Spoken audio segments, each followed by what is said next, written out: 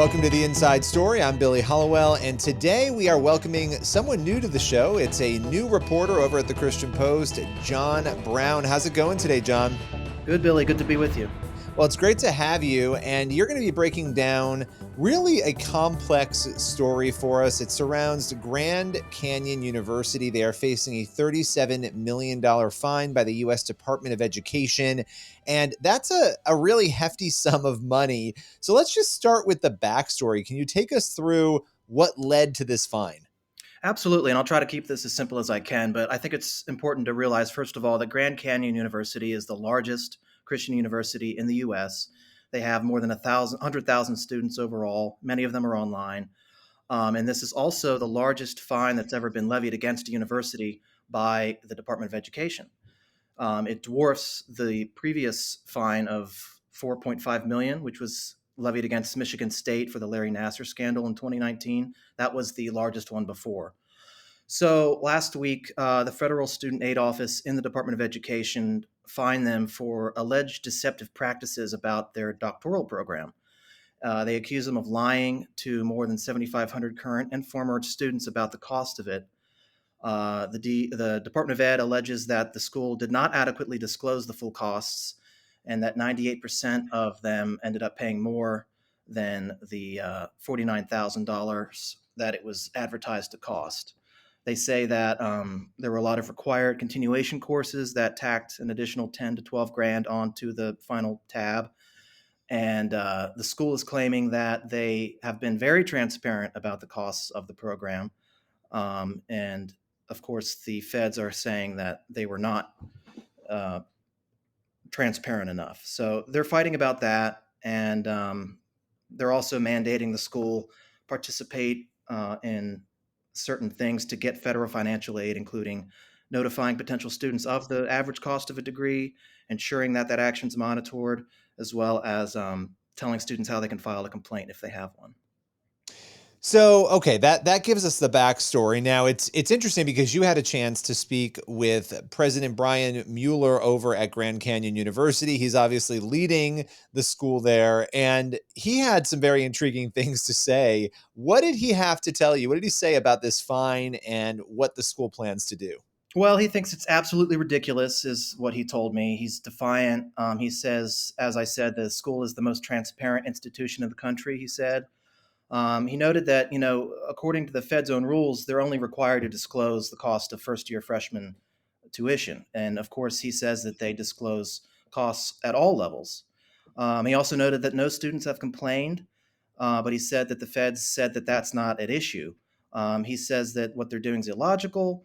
And he also noted that, the Feds are claiming to protect students from the school, but he said now the school is feeling that they need to protect students from the government. Because if they get entangled in all these expensive legal battles, they're going to have to raise tuition. Yeah, see that's an interesting element here as well. And one of the factors you brought up here, and I'm curious as to whether or not but obviously he's saying there were no complaints. I'm sure there are people wondering, okay, well, if there were no student complaints, how did the Department of Education know to go after or feel an urge to go after Grand Canyon University? Do you have any information on that? Well, that is the question. I mean, he contends that this is related to the battle that they've been in with the Department of Ed since 2018 when they requested to become a nonprofit.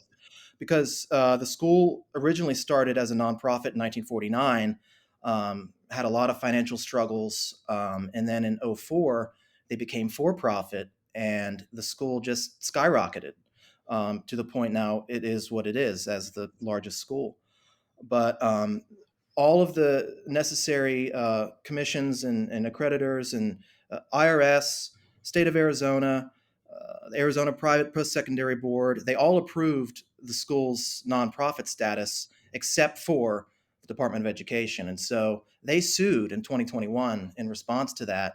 And he claims that ever since then, they've just been inundated with all sorts of bureaucratic nonsense and voluminous, requests for information from all sorts of bureaucracies. Well, and that's helpful information too, because of course, that doesn't implicate the U.S. Department of Education necessarily in anything, but it does provide context, right? The context here is that this is not the first run in that Grand Canyon has had with the US government. It seems like there's a little bit of a history there, at least a recent history. But I wanted to shift gears to Liberty University because Liberty University, arguably the most well-known Christian university in America, faces a very similar situation. Can you tell us about the details of their current debacle? Yeah, that's interesting. And the president, Mueller, noted how similar the threatened fine against Liberty is. It's 37.5 million. The president of Liberty told Fox News a couple weeks ago, which is curious. He thinks it's interesting that that number would be so close to what they're facing. Now, Liberty is facing accusations of violating what's called the Clery Act, which requires colleges and universities who receive federal aid to report campus crime, support victims of violence, and outline policies to improve campus safety. Now, the Department of Ed alleges supposedly that Liberty did not adequately report sexual assaults, bomb threats, gas leaks, other things. But the issue here is that someone leaked this confidential preliminary report from the department to the Washington Post, and Liberty claims that it was done with the intention of what they said is poisoning the well of the negotiations that they were going through with the Department of Education. So, that's another difficult situation. But it is interesting that the second largest Christian university is also in a similar battle. Yeah, it is. And I think, and I'm almost remiss to ask the question, but we know there are people who are saying it or who are going to say it. Some might ponder whether or not there's some form of discrimination at play here, considering that both of these universities are obviously Christian universities. Others would say no, they violated policies, or they're at least being accused of violating policies. What can we know based on the current available details? Is there any credence to the question of whether or not there could be some form of discrimination at play at the hands of the US Department of Education? Well, it's hard to say, and it is a complicated case, which I think is part of the battle. But I mean, even Mueller was unwilling to say if it's an issue of religious discrimination. But he did note that his school is outspoken in its Christian worldview. He said they do affirm the Nicene Creed. He said a lot of non-Christians come through and end up getting baptized. I will say that the Department of Education told me in a statement and noted that their nonprofit battle took place under the Trump administration.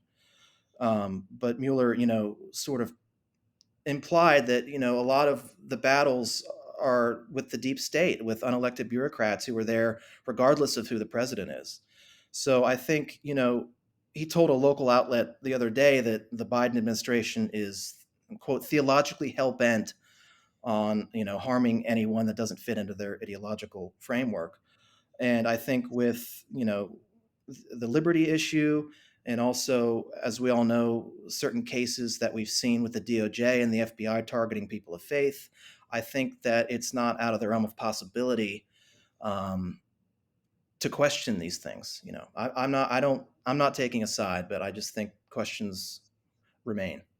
When questions are never a bad thing, right? Asking questions should not be a bad thing. And, at the end of the day, the details will give the truth and make it clear. And so I appreciate you breaking this all down with Grand Canyon and helping explain some of what has also been going on with Liberty University and the US Department of Education. Jon, it was great having you on today. Absolutely. Thanks so much.